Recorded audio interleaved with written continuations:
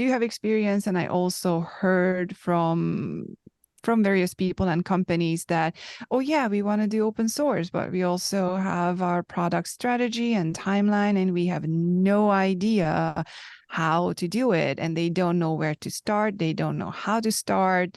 And you can give them the textbook in terms of, this is open source, this is how you build credibility in the community, this is how you take all those steps. But when it comes to how to fit all those into their particular timeline, situation, process, that's just really not trivial. So when it comes to the value and justifying, what I've seen as a big struggle is how to find that value and balance in terms of justifying the concrete upstream work. Yeah. Like how to figure that equation out. Yeah, it's good. I mean, that takes you back to that initial example about the open source product that we built and then they didn't come. Because we had roadmap items that we had to deliver on for the company. So even though we'd open source the thing, yay, we didn't have all of the follow-on steps because we just didn't have time. And maybe had we thought it through and actually recognized how much time it was going to require to get successful as an open source product, we may not have actually done it ever. But to your point, trying to carve out the time and space to allow the engineering team to do those things that make an open source project successful is really hard. There's a couple of approaches to it. I haven't had to fight this fight for a while because I've been running this slightly different form of open source program office thing. But it, in a world where you want to sell that product, it can be a lot about the marketing value in building that community. That if you can make 5 sales because of the connections you've made through the open source community, that's going to be huge. If you can get more people, if you can build an on-ramp for people to start using your product, that's another marketing play. Like you can start to build it into the actual product roadmap, not just because it's like a good thing to do, but because it's going to help the product. Those are the kinds of conversations that you need to have if you're trying to build like open core or a product, an open source product as a product, and trying to find that time. I find that those are the arguments that you have to start making to give your team that space, that time and space to actually do what's right open source wise. One other experience that I have that kind of connects to this in a different way, where you have the top level management saying that yes, we are doing open source.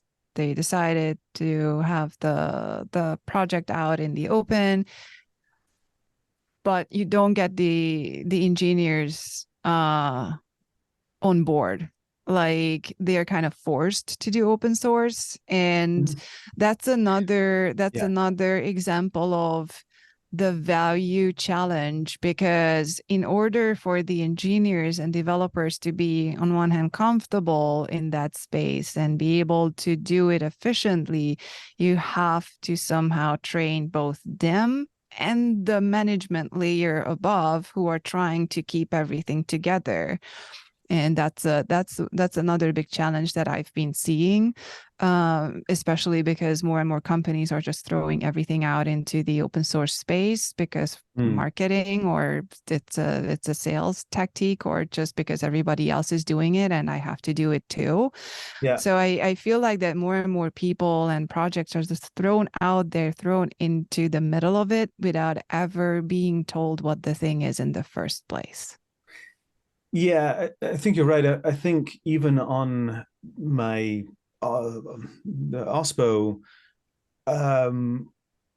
there are a few engineers who I don't think understood, to your point, what it meant to really engage open source. and that it was just going to be another engineering effort in the back room of some corporate entity that you could do your work and finish the sprint and go home, and that was the end of it. And it's not. You're right. It is more than that, whether those engineers like it or not. And some engineers don't like it, and uh, yeah, there is a tension there, and it's confusing to me because I would look at the opportunity to do open source and get paid for it as like this fun game, this toy that I've been given that I can play with endlessly. Uh, and but to I'm not everyone, unfortunately, and there are other people with other perspectives on what they want to do, what they're interested in terms of engineering.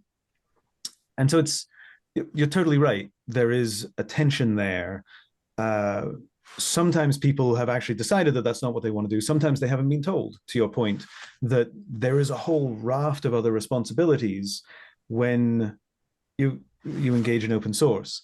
And I think that part of it is, in some cases, the lack of education. Like if the person never had open source experience before, they don't really know what it is all about. For them, it's just an overhead. Like if someone was thrown from a completely proprietary product development workflow into open source, for them it's overhead. Like what can I talk about in the public space? They're not comfortable doing that, so they end up doing back channel communication, and then they have to feed the summary of that back into the community, and that's just one example of overhead for them, and a lot of like little inconveniences. And I think that that kind of goes back to the investment part of the money conversation, because a company who decides to participate in open source or open source one of their projects and throw their engineers on it, they have to invest Yeah. in the transition and education. And I don't think that a lot of them do. And I think that that probably also goes back to the having the OSPO, having the community manager and developer relationship person, and hopefully a whole team who can help with that. Well, I think the term invest like helps in this financial context. Like, you're totally right. A lot of this is investment, and when people don't see the payoff on investment, uh, they can run away. And if the company doesn't feel like they have the bandwidth for investment, money or time or whatever it is, they won't want to invest. There is a tension there, absolutely. Um, Maybe I'll try this thought on, since we're doing financial stuff. I've been thinking about the sort of open source tax, as it were, that there's some sense that open source is incredibly important and that we should all be paying a tax somewhere to the open source community to make it viable. That there's all sorts of things, GitHub sponsors and Tidelift and all sorts of ways that you can pay a tax to help build the community. And that's an investment too. You believe that somewhere down the road that's gonna pay off for you in some indirect way. The way that we invest with the open source program office is sort of by paying your local taxes. It's like, I want to fix the potholes on my street. I'm going to pay the tax to fix the potholes on my street. And I know damn well where my tax dollars are going because I'm fixing the potholes on my street.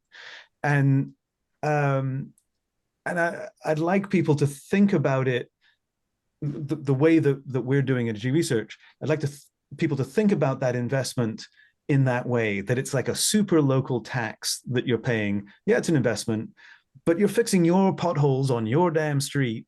It's not going to go fund some big government entity in the sky. Like, no, you're fixing your street because you care about it. And in that way, I think the investment that you're talking about, people can rationalize it a little easier. Like it's more direct in a lot of ways. So